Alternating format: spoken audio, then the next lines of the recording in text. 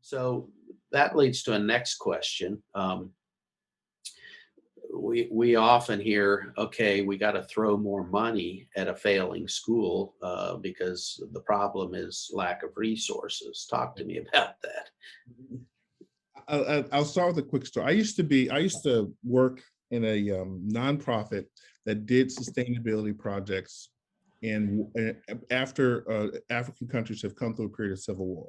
So it was a Sierra Leone civil war, Liberia for 15 years or whatever.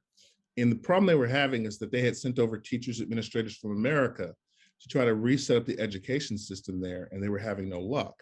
Mm-hmm. The reason for that was a lot of the assumptions that the Americans were making.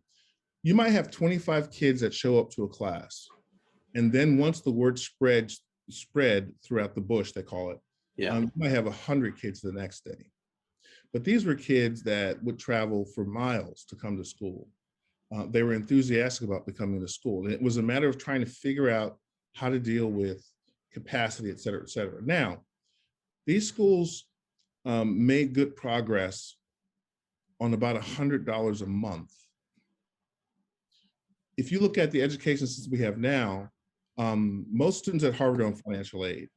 So that for a single year at Harvard, it is actually cheaper than a single year for a student in the DC school system.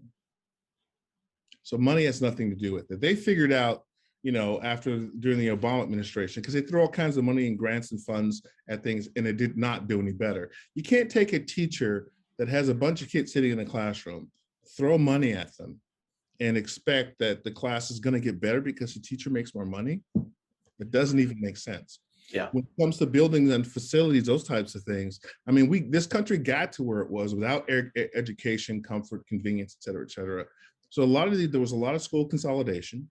That was a trend all over the country, in Black areas, white areas, but poor areas where population was decreasing. All that money, billions of dollars, was put into it. And yet the graduation rates and proficiency rates went largely unchanged. It was remarkably consistently underperforming. So I'm not saying money can't make a difference, but it goes back to, we haven't defined the end game, the objective of our education. Therefore, adding money to something where we don't have a clear objective can't result in a solution. Mm-hmm. Right? Yeah. So money can't, so let me go, there are some very core systemic issues in our education system that we will always go backwards until we address them. The first issue is this: every industrialized country in the world has a 12-month school calendar.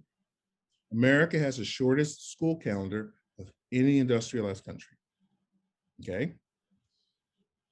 When we look at our education standards, Common Core, Virginia SOL, all of these standards are loosely derived from the international standard. The international standard is for 12 months. We take these standards so that we can be competitive and comparative, and we put them in our system for 9 months. And then we wonder why we fall behind. Well, they have 3 more months to study this stuff than we do. Okay? When it comes to dropout rates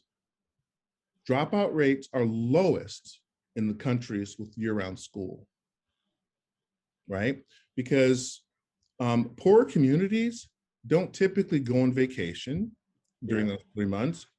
The kids don't need to be on the farm, which is why we have it in the first place. Right. We don't need to harvest and farm the kids have.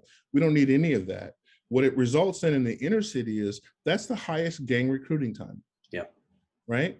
So if we extended a 12-month calendar, we'd have more time to get the work. Now, if you want to spend more money on that, that's a good idea, right? You'd have 3 more months of learning, of roughly about 10, 11 weeks of additional learning.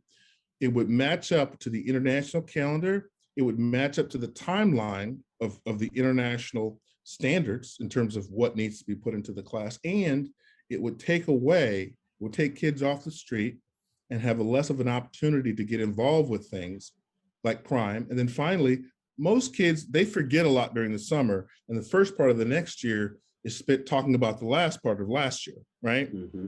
that would go away because you would have continuous learning and reinforcement. Hmm. Yeah.